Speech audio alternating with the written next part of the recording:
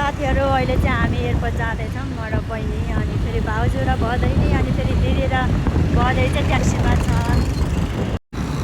साथीहरू यति रातको समयमा यो एयरपोर्ट आउनु चाहिँ कसको रहर थियो र, तर बाध्यता र परिस्थितिले गर्दा मेरो दाजु र भाउजू चाहिँ लामो समयदेखि जापानमा बस्नुभएको छ र उहाँहरू नि समय समयमा त नेपाल त आउनुहुन्छ, तर पनि बच्चाहरूको लागि र आज मेरो भदा र भदैनीहरू चाहिँ बाबा मम्मीलाई भेट्नको लागि हामीले चाहिँ एयरपोर्टमा पुर्याउन आइसकेका छौँ र अहिले चाहिँ रातको 7:30 बजिसकेको छ।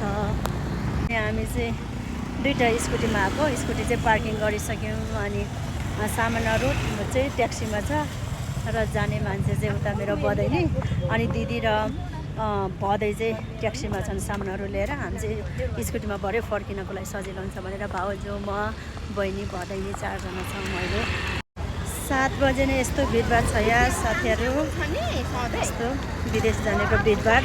हाम्रो दिदी र भाइ चाहिँ कता छन् भनेर चाहिँ हामी चाहिँ यहाँ खोजिरहेछौँ। यता चाहिँ मेरो भाइ र दिदी चाहिँ खोइ कता आइपुग्यो भनेर हामी चाहिँ खोज्दै आएको। उनीहरू चाहिँ ट्याक्सीमा आएको थियो नि त, खोइ कता रहेछ।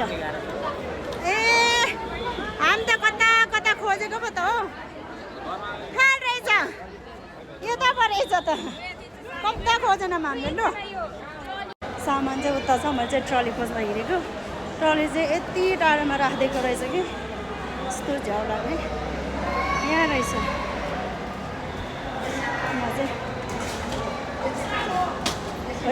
ट्रली, ट्रली खोज्नको लागि कम्ता टाढा। अब यहाँ कम्ता पर राखेर रहेछ ट्रली। ओ भरे कसरी निकाल्छ नि यिनीहरूले, 2 जनाले गर्दा। ल हेलमेट आएछको, ल फुल भयो लाइनमा।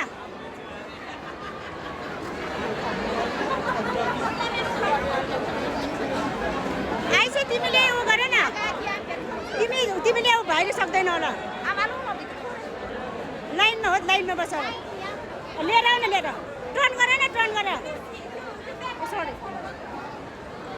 हो, त्यो लाइनमा बसेर जाऊ न।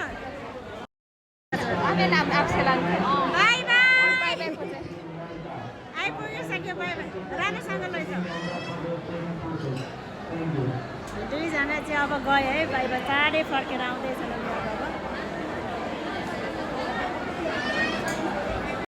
साथीहरू हामीले चाहिँ भदा र भदैनीले पठाइसक्यौँ, दिदी र म चाहिँ यता साइडमा छौँ अनि उता भाउजू र बहिनीले चाहिँ स्कुटी लिन जाँदैछन्।